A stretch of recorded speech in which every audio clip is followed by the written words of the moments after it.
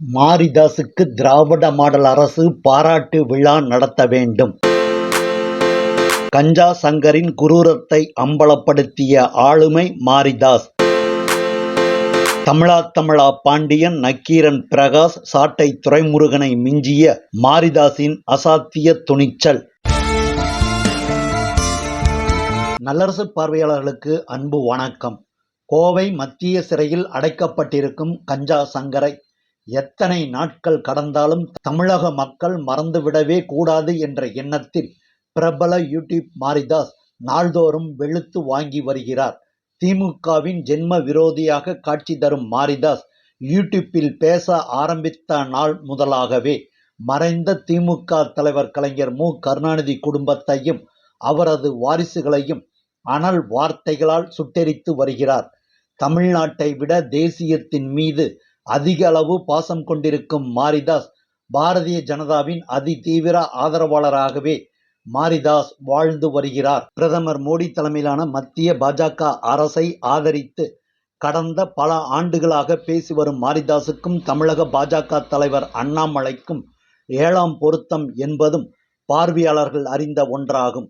சட்டவிரோத செயல்களில் துணிந்து ஈடுபட்டு வரும் அமர் பிரசாத் ரெட்டியை அண்ணாமலை பினாமியாக வைத்துக்கொண்டு சட்டவிரோதமாக பல 100 கோடி ரூபாய் சம்பாதித்து விட்டார் என்பதுதான் மாரிதாசின் அதிரடியான குற்றச்சாட்டாகும். அண்ணாமலையையும் அமர் பிரசாத் ரெட்டியையும் கடும் சொற்களால் தோலுரித்த மாரிதாஸ் அதைவிட 100 மடங்கு அதிகமாக சவுக்கு சங்கரை நேரம் கிடைக்கும் போதெல்லாம் வெளுத்து வாங்கி வருவதை பார்த்து பாஜக மூத்த நிர்வாகிகளே அதிர்ந்து போய் இருக்கிறார்கள் என்பதை மறுப்பதற்கு இல்லை. தமிழ்நாடு காவல்துறை சட்டம் ஒழுங்கு கூடுதல் இயக்குனர் அருண் ஐபிஎஸோடு பெண் காவல் அதிகாரிகளை தொடர்புபடுத்தி தரக்குறைவாக விமர்சனம் செய்த சவுக்கு சங்கரின் இன்றைய நிலையை கண்டு சென்னையில் வசித்து வரும் பிரபல ஊடகவியலாளர்கள் ரொம்பவே பரிதாபப்படுகிறார்கள். சவுக்கு சங்கரின் கைதை நியாயப்படுத்தி பிரபல தொலைக்காட்சி செய்தியாளர்கள் ஒரு வார்த்தை கூட பேசவே இல்லை என்கிற போது சவுக்கு சங்கர் கைது செய்யப்படுவதற்கு முன்பிருந்தே மாரிதாஸ் சங்கரின் குரூர முகத்தை துணிந்தே அம்பலப்படுத்தி கொண்டிருக்கிறார். மாரிதாஸ் என்கிற போது அவரின் ஆளுமை குணத்தை ஜனநாயகவாதிகள் ஆரவாரமாகவே வரவேற்கவே செய்கிறார்கள். சங்கரை எந்த அளவுக்கு விமர்சனம் செய்கிறாரோ அதற்கு இணையாகவே சங்கருக்கு கோடிக்கணக்கில் பணம் கொடுத்து ஆதரித்து வரும் அதிமுகவையும் எடப்பாடி பழனிசாமியும் நாக்கை பிடுங்கிக் கொள்ளும் அளவுக்கு திட்டிக் கொண்டிருக்கிறார் மாரிதாஸ். சவுக்கு சங்கரை திட்டினால் திமுக அரசுக்கு நல்ல பெயர் கிடைக்கும் என்ற உண்மை தெரிந்திருந்த போதும் சவுக்கு சங்கர் கைதையும் சிறை தண்டனையையும் குண்டர் தடுப்பு சட்டத்தின் கீழ் கைது செய்ததையும் பெண் போலீசார் பாதுகாப்பில் நீதிமன்றங்களுக்கு சங்கரை அழைத்துச் செல்வதையும் நியாயப்படுத்தி பேசி வருகிறார் மாரிதாஸ். சவுக்கு சங்கருக்கு எதிராக மாரிதாஸ் பேசும் ஒவ்வொரு வீடியோவுக்கும் வைக்கும் தலைப்புகள் கூட அட்டகாசமாகவே இருக்கிறது.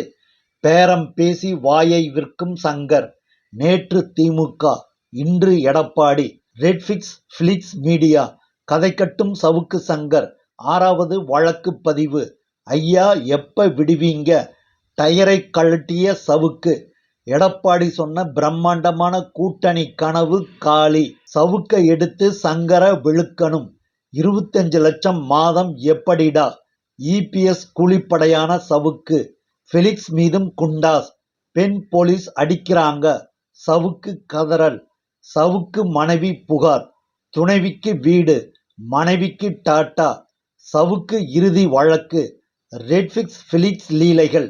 சவுக்கு சங்கருக்கு எதிராக மாரிதாஸின் ஒவ்வொரு வீடியோவும் தமிழக அரசியலில் கடுமையான அதிர்வலைகளை ஏற்படுத்தி இருக்கிறது. மாரிதாஸ் போல எண்ணற்ற யூடியூபர்களின் பேட்டிகள் தமிழ்நாடு காவல்துறைக்கு ஆதரவாக இருப்பதால் சவுக்கு சங்கருக்கு எதிராக மேலும் மேலும் பல வழக்குகளை போடுவதற்கு கோவை மாநகர போலீசாருக்கு உற்சாகத்தை ஏற்படுத்தியுள்ளது. மாரிதாஸின் பேட்டிகள் மூலம் சவுக்கு சங்கரும் பிளிக்ஸ் ஜெரால்டும் 6 மாதத்திற்கு சிறையில் இருந்து வெளியவே வர முடியாது என்பது உறுதியாகியிருக்கிறது. 2024ஆம் ஆண்டில் 6 மாதத்திற்கு மேல் சிறையில் இருக்க நேரிட்டால் 1 வருடம் கழித்து, அதாவது 2025ஆம் ஆண்டில்தான் சங்கரும் பிளிக்ஸும் வெளியுலகத்தையே பார்க்க முடியும். நீதித்துறையிலும் காவல்துறையிலும் பணியாற்றும் பெண்களை கண்ணியக்குறைவாக விமர்சனம் செய்தால் தண்டனை கடுமையாக இருக்கும் என காவல்துறை எச்சரிக்கை செய்து கொண்டிருக்கும் நேரத்தில் பொதுமக்களில் பெரும்பான்மையானோர் காவல்துறைக்கும் திமுக அரசுக்கும் ஆதரவாகவே நிற்கிறார்கள் என்பதை வெளிப்படையாகவே பார்க்க முடிகிறது. 2024ஆம் ஆண்டு முடிவதற்குள் திமுகவே இருக்காது என்று வாய் சவடால் விட்ட சங்கரின் ஒட்டுமொத்த வாழ்க்கையையும் முடித்து விட்டார்கள் காவல்துறை அதிகாரிகள். சவுக்கு சங்கரின் ஒட்டுமொத்த அராஜகமும் முடிவுக்கு கொண்டு வருவதற்கு திமுக ஆதரவு பத்திரிகையாளர்களை விட யூடியூபர் மாரிதாஸ் தான் முழு வீச்சில் பணியாற்றி இருக்கிறார். சங்கருக்கு எதிராக பேசினால் திமுகவுக்கு ஆதரவு கூடும் என்று பாஜக மூத்த நிர்வாகிகள் எச்சரித்த போதும் சவுக்கு சங்கர் விவகாரத்தில் மாரிதாஸ் ஒருபோதும் பின்வாங்கவே இல்லை. திமுக எதிர்ப்பு நிலையில் இருந்து மாரிதாஸ் சமரசம் செய்து கொண்டாரா என்ற சந்தேகம் பாஜக ஆதரவாளர்களிடம் எழுந்திருக்கும் நேரத்தில் சவுக்கு சங்கருக்கு எதிராக ஆயுள் முழுவதும் பேசுவேன் என வைராக்கியத்தோடு செயல்பட்டு கொண்டிருக்கும் மாரிதாஸை திராவிட மாடல் அரசும் முதல்வர் மு.க. ஸ்டாலினும் கொண்டாட வேண்டும் என்று திமுகவின் உண்மையான விசுவாசிகள் வெளிப்படையாகவே குரல் கொடுக்கிறார்கள். மாரிதாஸ் அளவுக்கு சென்னையில் வசிக்கும் திமுக ஆதரவு ஊடகவியலாளர்களுக்கு தைரியம் இல்லாமல் போனது ஏன் என்பதுதான் அதிர்ச்சியை ஏற்படுத்துகிறது. சிறையில் இருந்து வெளியே வந்தால் ஊடகவியலாளர்கள் ஒவ்வொருவரின் தனிப்பட்ட வாழ்க்கையை பற்றி சவுக்கு சங்கர் தரக்குறைவாக பேசுவார் என்ற பயத்தின் காரணமாகவே தொலைக்காட்சிகளில் செய்தி ஆசிரியர்களாக உள்ள பிரபலங்கள் கஞ்சா சங்கருக்கு எதிராக ஒரு வார்த்தை கூட பேசவே இல்லை. இத்தனைக்கும் பிரபல ஊடகவியலாளர்கள் அனைவருமே திமுகவையும் திராவிட மாடல் அரசையும் வெகுவாகவே பாராட்டி கொண்டிருப்பவர்கள்.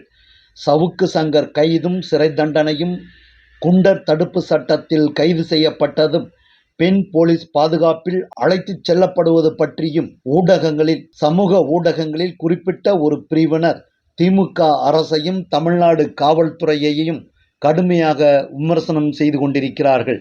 இப்படி சவுக்கு சங்கருக்கு ஆதரவாக நிற்கும் பிரபல பத்திரிகையாளர்கள் வாய் மூடிக்கொண்டிருக்கும் அதே நேரத்தில் யூடியூப்புகளுக்கு பேட்டி கொடுத்து பிரபலமாக இருக்கும் பத்திரிகையாளர்கள் 10க்கும் மேற்பட்டவர்களும் கூட சவுக்கு சங்கர் கைதை நியாயப்படுத்தி ஒரு வார்த்தை கூட பேசவில்லை. ஆனால் இவர்கள் அனைவருமே திமுக அரசின் நிழலில் பாதுகாப்பாக இருப்பவர்கள்தான். சவுக்கு சங்கர் சிறைக்கு சென்ற பிறகும் கூட சிறை தண்டனையை முடித்துவிட்டு வெளியே வருவதற்கு குறைந்தது 6 மாதங்கள் ஆகும் என்ற போதும் கூட பிரபல பத்திரிகையாளர்கள் மௌனமாகவே இருந்து வரும் நேரத்தில் நக்கீரன் பிரகாஷ், தமிழா பாண்டியன், சத்தியம் டிவி நெறியாளர் அரவிந்த் தக்சன், டிஎன்டிவி நிர்வாகி விஸ்வநாத், நல்லரசு சிறப்பு செய்தியாளர் தாரை இளமதி, ப்ளூபிக்ஸ் உரிமையாளர் ஜூடு என 50க்கும் மேற்பட்ட ஊடகவியலாளர்கள் சவுக்கு சங்கர் கைதை நியாயப்படுத்தி பேசிக்கொண்டே இருக்கிறார்கள். பிரபல ஊடகவியலாளர்களை கடந்து யூடியூப் உலகத்தில் உச்சத்தில் இருந்து வரும் மாரிதாஸ், சாட்டை துரைமுருகன் ஆகியோர் சவுக்கு சங்கருக்கு எதிராக நாள்தோறும் பேசி வருவதுதான் திமுக அரசுக்கு நிம்மதி அளிக்கும் அம்சமாகும். சாட்டை துரைமுருகனை விட சவுக்கு சங்கரின் மறுபக்கத்தை அக்குவேறு ஆணிவேராக கிழித்து தொங்க போட்டு கொண்டிருப்பவர் பாஜகவின் தீவிர ஆதரவாளரான மாரிதாஸ் தான். வெறும் பேச்சாக இல்லாமல் ஆசை நாயகி மாலதிக்கு 3 கோடி ரூபாய்க்கு பங்களா வாங்கி கொடுத்த ஆவணங்களை முதலில் வெளியிட்டவர் மாரிதாஸ் தான். புலனாய்வு என்பது பத்திரிகையாளர்களுக்கு மட்டுமே சொந்தம் என்பதை உடைத்தெறிந்து சங்கர் மற்றும் பிலிக்ஸ் ஆகிய இருவருமே மோசடி பேர்வழிகள்தான், திருட்டு கூட்டம்தான் என்பதை தகுந்த ஆதாரங்களோடு அம்பலப்படுத்தியவர் மாரிதாஸ். மாரிதாஸின் அதிரடி பேட்டிகளால் சவுக்கு சங்கரை கண்டு எப்படியெல்லாம் ஆட்சியாளர்களும் அரசியல்வாதிகளும் பயந்து கொண்டிருந்தார்களோ அதற்கு மேலாக இன்றைக்கு சங்கரை திரைமறைவில் ஆதரித்த ஊடகவியலாளர்கள், அதிமுக நிர்வாகிகள், திமுக முன்னணி நிர்வாகிகள் என பல்வேறு தரப்பினர் பயந்து நடுங்கிக் கொண்டிருக்கிறார்கள்.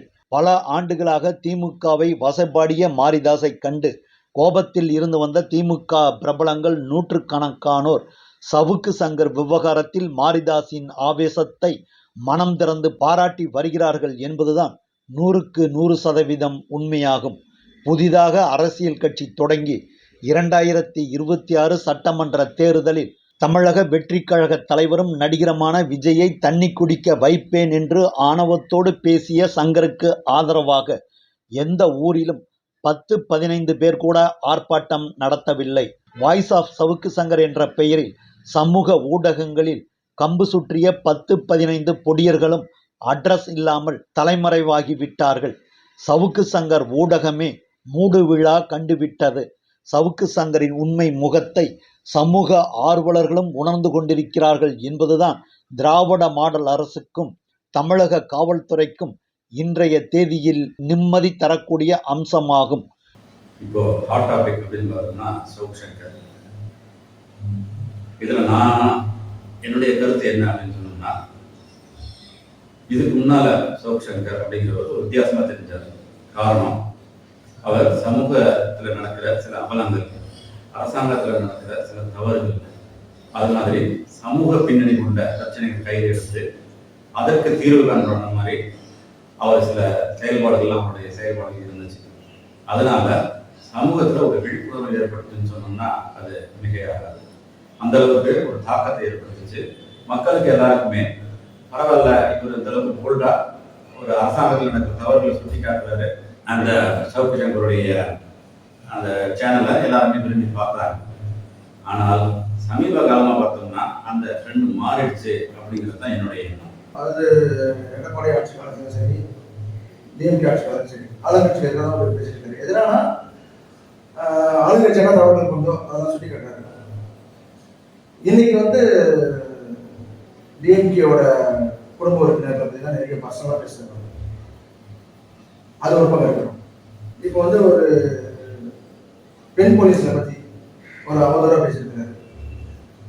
அது எப்படி நியாயப்படுத்த முடியும்? அதுக்கு அவருக்கு கொடுத்த தண்டனை கரெக்டு தான் நினைக்கிறேன். ஆனால் இது பழிவாங்கும் நடவடிக்கையாக இருக்குதுன்னு தான் எல்லாம் பேசிட்டு இருக்காங்க. ஏன்னா டிஎம்கே பற்றி அவங்க செய்கிற தவறுகள், ஊழல் அப்படின்லாம் நிறைய மிகப்படுத்தி சொல்றாரா இல்லை நடக்கிறதுனால எனக்கு தெரியல. ஆனால் இந்த கைது பழிவாங்க நடவடிக்கை இல்லை.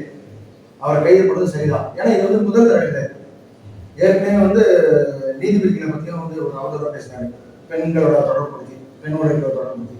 இப்பயும் பெண் போலீஸ் தரக்குறைவாக தான் பேசுறாங்க. மிகவும் மட்டமாக பேசுறாங்க. இவரு போலீஸ் துறையில இருந்தவர் தான். போலீஸ் துறையிலிருந்து தவறு பண்ணி தான் வெளில வந்தார். இவரோட குடும்பத்தில் யாராவது போலீஸ் இருந்தாங்கன்னா, பெண் போலீஸ் இருந்தாங்கன்னா இப்படி பேசிருப்பாங்க. சொல்லுங்க. அதாவது இதுல என்னுடைய பார்வை, இப்போ நடக்கிற நடவடிக்கைகளை பொறுத்தவரை சரியானதுதான். நானும் அதை ஏற்றுக்கிறேன். ஏன்னா யாரும் யாரையும் தனிப்பட்ட முறையில ஆதாரங்கள் இல்லாம விமர்சனம் பண்ண முடியாது, பண்ணக்கூடாது. அதுவும் காவல்துறையில ஒரு உயர் பதவியில் இருக்கிற ஒரு அதிகாரியை பெண்களோட, அவங்களுக்கு கீழே வேலை செய்யற பெண்களோட தொடர்புபடுத்தி பேசுறது மிக தவறான. தொடர்புபடுத்தி மட்டும் அவர் பேசல, கீழ்த்தரா பேசுகிறார். பதவி உயர்வுக்காகவும் பணத்துக்காகவும் அப்படிங்கிற மாதிரி பேசுகிறார். இது மிகவும் தவறு. தவறுன்னு பார்த்தீங்கன்னா எல்லா துறையிலையும் எல்லா இடத்துலையும் நடக்குது. சில குறிப்பிட்ட துறையை நம்ம பேசவே கூடாது. அப்படி பார்த்தீங்கன்னா இவர் தவறு பண்ணதே இல்லையா? நிறைய தவறு பண்ணியிருக்காரு. பொதுமக்களுக்கு தெரியும், அரசாங்கத்துக்கு தெரியும், மீடியாவுக்கு தெரியும், பத்திரிகையாளருக்கு தெரியும். ஆனால் தன்னை ஒரு உத்தவ மாதிரி காமிச்சிட்டு இருக்காரு. அது ஏற்றுக்க முடியாது. இல்லை, கரெக்ட். நீங்கள் சொல்கிறத நானே ஏற்றுக்கிறேன். அதாவது எல்லா துறையிலையுமே எல்லா பிரச்சனைகளுமே இருக்கு. இந்த பாலியல் பிரச்சனைங்கிறது எல்லா துறையிலுமே இருக்கு. அரசாங்கத்திலையா இருக்கட்டும், இல்லை தனியார் நிறுவனங்களாக இருக்கட்டும், எல்லா இடத்துலையும் இருக்கு. ஆனால் அது ஒரு எல்லை மீறி போகும்போது தான் அது பொதுவெளிக்கு அது பெரிய சர்ச்சையாகும் போது அது மிகப்பெரிய பிரச்சனையா வெளிப்படுது. அதுவும் இல்லாம நம்ம ஒருத்தரை விமர்சனம் பண்றதுனால நம்ம அந்த விஷயத்துல தகுதியானவங்களா அப்படிங்கறத நம்ம பார்த்துக்கணுங்கிறது முக்கியமான ஒரு விஷயம். பாலியல் தொடர்பா இவர் சவுக்கு சங்கர் எல்லாரும் பேசியிருக்கிறாரு. ஆனால் அவருடைய தனிப்பட்ட வாழ்க்கையை பார்த்தோம்னா அது ரொம்ப மோசமானதா இருக்குங்கிறது எல்லாருக்குமே தெரிய வந்து. நன்றி நண்பர்களே, மற்றொரு சிறப்பு செய்தி தொகுப்போடு மீண்டும் சந்திக்கிறோம்.